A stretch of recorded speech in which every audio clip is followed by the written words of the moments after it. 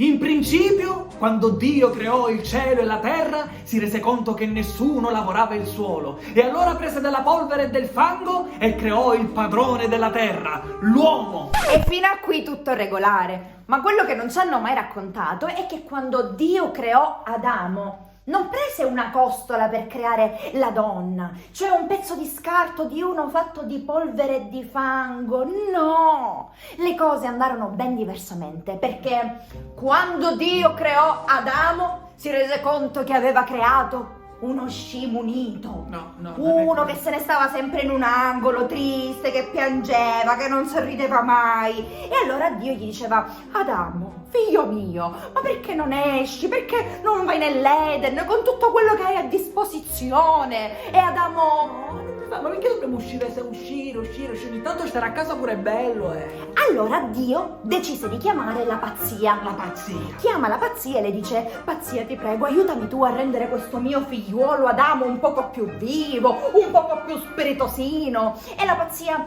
beh, potrei dargli moglie mia figlia. Sua figlia. Tua figlia, disse Dio. E che è tua figlia? La donna, rispose la pazzia. La donna. Una pazza come te, ma sei pazza! E certo, sono la pazzia. Ma sta attento, Padre Eterno, perché pazzia non vuol dire essere idiota. Pazzia non vuol dire essere deficiente. Pazzia vuol dire avere più fantasia, più immaginazione. Pazzia vuol dire uscire dai cardini imbecilli. Matta vuol dire libera.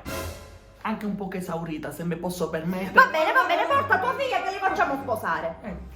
Appena arriva la figlia della pazzia, a Dio gli viene un mezzo infarto, un coccolone.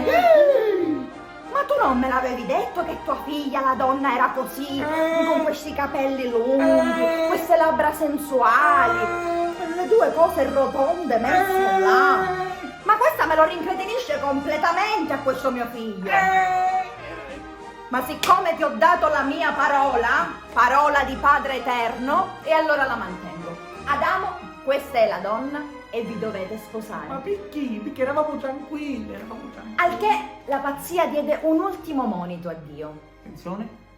Ma sta attento, Padre Eterno, perché io ti sto consegnando la cosa più importante che c'è nell'universo. E di a tuo figlio, l'uomo, di trattarla sempre col massimo rispetto. Perché se così non fosse, io la riprenderò con me.